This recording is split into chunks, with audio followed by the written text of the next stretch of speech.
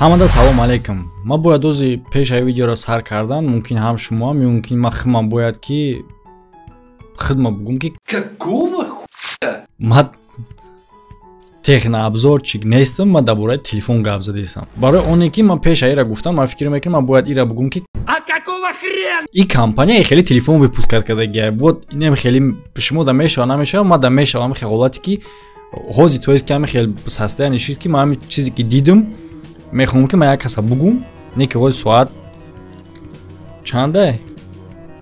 Соат 3:13 шабай ма ҳеҷ кара нестае ки ма ира бугум.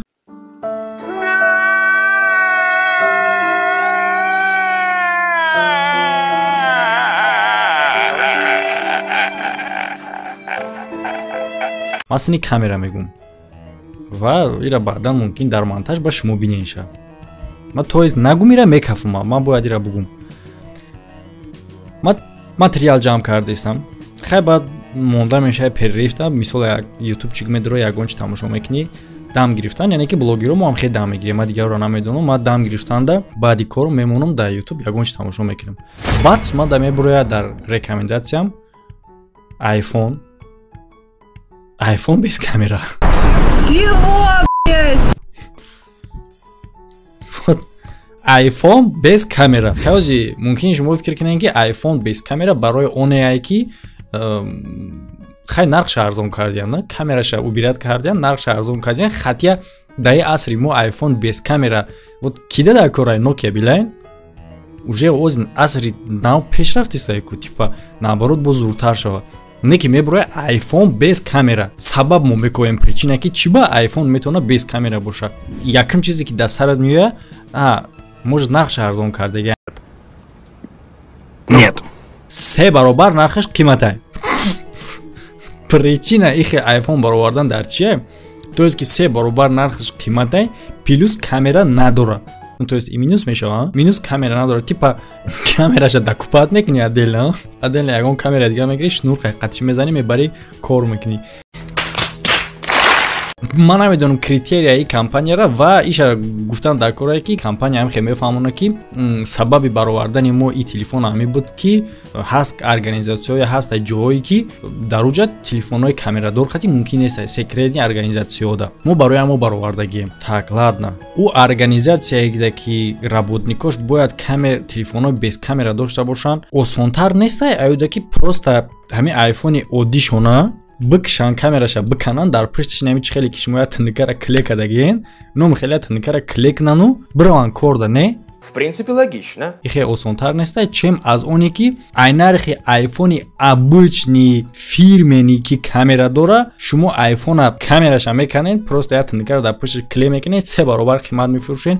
Ура бигиран хубтара, ё ки просто камераи хичона бикшан дар айфони обычнишон. То есть биканан даже, вообще осонтар мегалда ба фикри ма. Ва дар айфон шумо оз нигоҳ мекунед, фронтални камераш кор мекуна, ну аниқтараш кор мекуна, не ҳастаи фронтални камера. Ва я обзоршик нигоҳ мекунам, мисол даруш Face ID кор мекуна. То есть ки телефон кор мекуна камераш, но вақте ки камера гирён мекунӣ, дар экран намебиниша. Получается камера всё-таки кор мекуна. Камера метавона ки бинай. Ин нифига безопасно неста. Камера всё равно кор мекуна. Ты просто аю тараф намебини ки у камера чира дида. Агар ки камера набина, всё равно Face ID кор намекунад.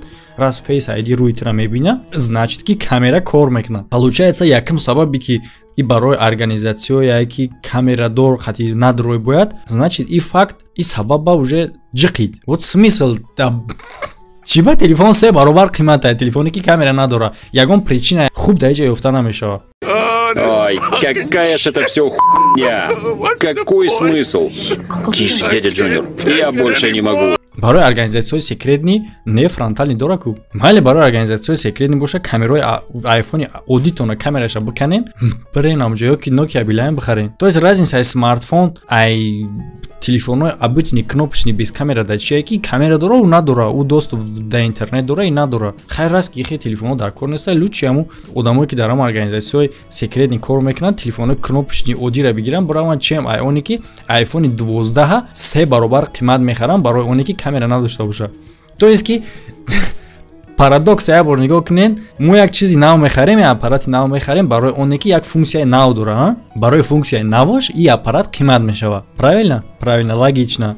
А дар ин ҳолат аппарат як функсия надора, барои ҳамин се баробар қимата. Вот где логика? Тупое говно, тупого говна, говно. Ва барое ки шумо бифаҳмед, ин смартфон 314,000 нарх дора, 314,000 рубл. Барои чӣ ҳозир аст шумо да савол меям? Барои оне ки камера надора. О чем я? Мы в дерьме! Мы в дерьме! Сартон дар кардам. Вот сари манам дар кард, барои ман блогере ки технообзор нестам, хестам ира снимат кардам. Ин смартфона компания Apple не, компания Кейвер бровардагие ки қарор дорад дар Нижний Новгород. Ана гап дар сари чӣ мерава? Хачи бародор дар ҳаминҷа технообзори мо ба поён мераса, я обзори тупоиски телефон буд ва чун ҳар вақта ссилкаи комментария будагира фаромӯш накунед. Метавонед бародор дар бурди ҷанговар бозингаро сумкор кунед ва обязательно промокода истифода бурданашро фаромӯш накунед ки шумо ба ёрдами промокод метавонед бонус ба даст биёред. Ҳам ссилка, ҳам промокод дар комментария ҳастай. Видео роликҳои пешинаро оз ҳаминҷа мебурояд бидроен тамошо кунед, тамошо накарда бошед ва видеои нава интизор бошед. Ҳамада хайр.